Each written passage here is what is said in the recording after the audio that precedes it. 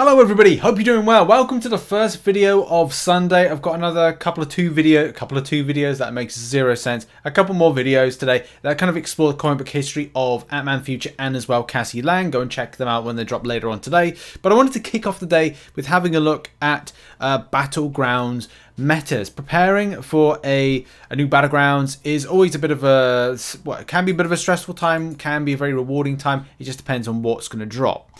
The links in the description will take you to two things. One will be the season meta, but I wanted to kind of like prepare for this.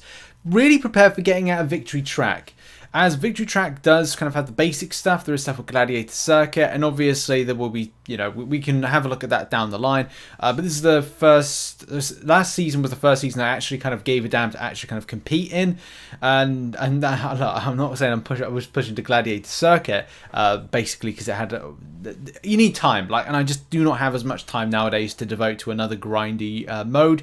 But I am enjoying myself a bit more in Battlegrounds. Yes, the nodes can be annoying because it means you have to rank up champions that you necessarily wouldn't have available to rank up, and there's not enough resources to get all of them up to be competitive, which is the criticism I have for the mode in its current state.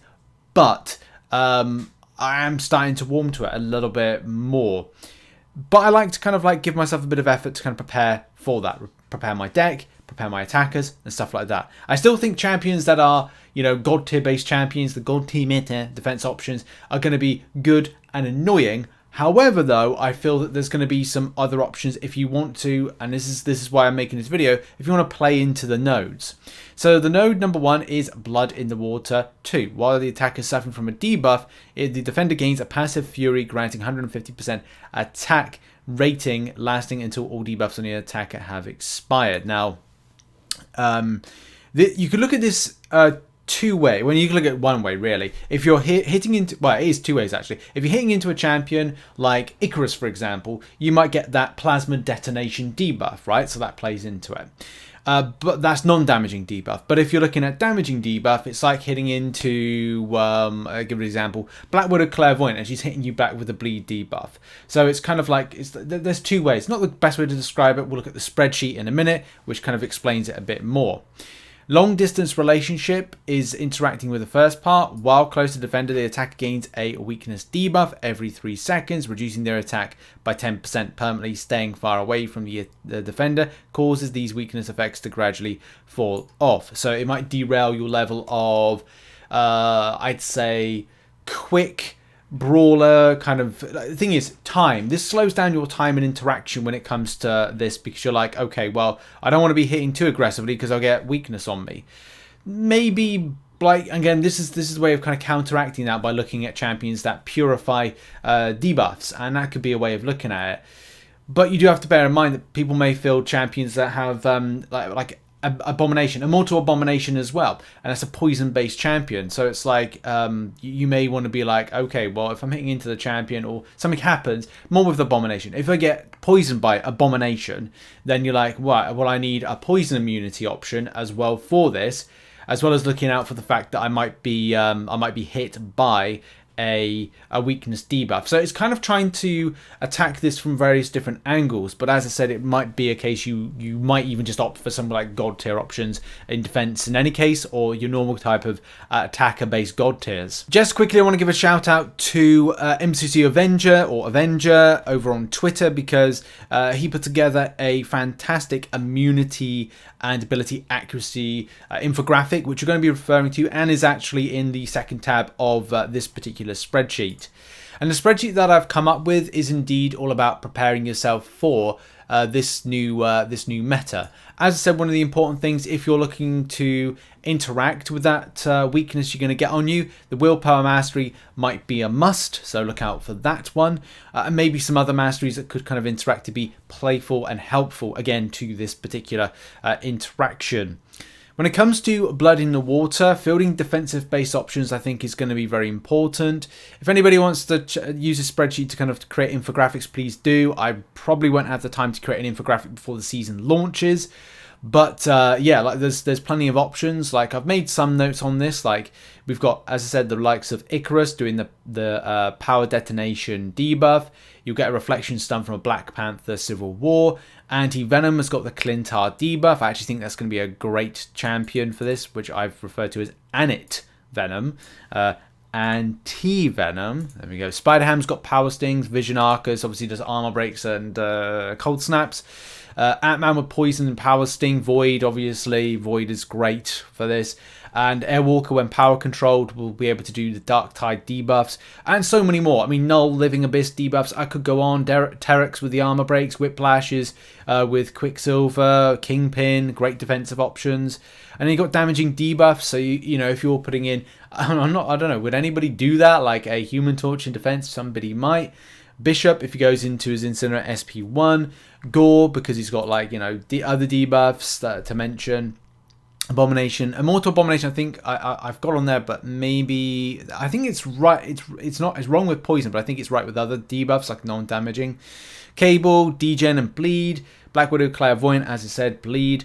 Iceman, I think is going to be a cool option because again we're throwing debuffs on you. So that's the kind of the point I'm trying to get to is it could be damaging, it could be non-damaging debuffs, but as long as you've got a debuff on you, it benefits the defender. So these are defensive based options right there that you could field in. Hulkbuster, Guardian, Doctor Doom, Wiccan. I think that's actually a pretty kind of cool option there. Ultron Prime. There's a whole plethora of champions to kind of like throw there. But also one of the name of the games is having a shrug off effect champion, or shrug off ability champion. I should be more specific on attacking options. Debuff shruggers. Those are able to shrug off non-damaging debuff effects, which can be helpful because if you don't have to worry that an enemy has fielded a Human Torch, which is an Incinerate champion. Okay, that's fine. Like but you have to worry about for whatever reason they fielded, I don't know, an Apocalypse or like any champion that will not do any harm, except for the harm that as a defensive based champion. It's all about shrugging off the weakness. So it's again looking at it like, okay, debuff shruggers, non-damaging debuff shruggers, damaging debuff shruggers, those kind of things. So Daredevil, Hell's Kitchen. Kingpin is have I put Kingpin in this list? I think I should have put Kingpin in here, but yeah, I think we all know how kind of good he is, so let's just put that in there. Yeah, so Kingpin, Atuma, Crossbones, King Groot, Agent Venom, because of Tenacity, Mole Man, Misty Knight, Nick Fury, Elsa Bloodstone, Hitmonkey, Ronin, Squirrel, Aegon, Baron Zemo, Summon Symbiote, that's an iffy one. I'll have to do experimentations first. Black Cat, and yeah, as I said, I put like Kingpin there. I need to actually add a few more things to this. And then stuff that takes time to shrug off. Rogue, Karnak, Craven, Taskmaster, Blade, but you obviously need power for that particular champion to kind of like be able to shrug it off. If you are going again down that route of interaction, you don't have to do this. It's just a case of like if you need something in order to interact with being and playing aggressively.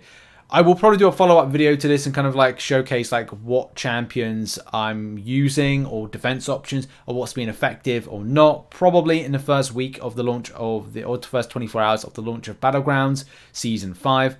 But I thought what I'd do is I wanted to make a video to just kind of like highlight this spreadsheet that I made.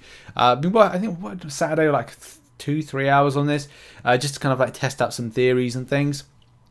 But yeah, I'm happy with where it is. I think that some more could be added to it, some more notes down the line. But at least it kind of like it's a good flavor to kind of prepare a deck for stuff. And as I said, like you could come to a scenario of someone fielding a Hercules as a defensive-based option. It's like, okay, well, it's nothing to really worry about. It's just annoying because you'd be like, right, well, the champion gains a weakness debuff because of blood in the water.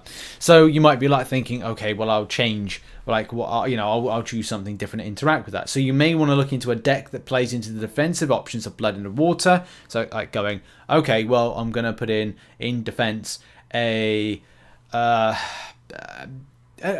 go with Icarus. Like you could put like an Icarus in for it for whatever reason, and it just mean that, or even Kingpin, and the enemy will be gaining a Fury passive just right off the bat. So again, it's optional what kind of like what you're fielding against certain things as to what is the best counter. I think a better option or a better kind of like idea of this is saying like, okay, well if Terex is drawn and put in as a defensive option, I obviously need to bring in something that's got armor break immunity or something like that. So it could be a case of looking at some of your options that have that as part of their kit, which I think Dr. Doom have that as part of his kit, and there's a few others as well.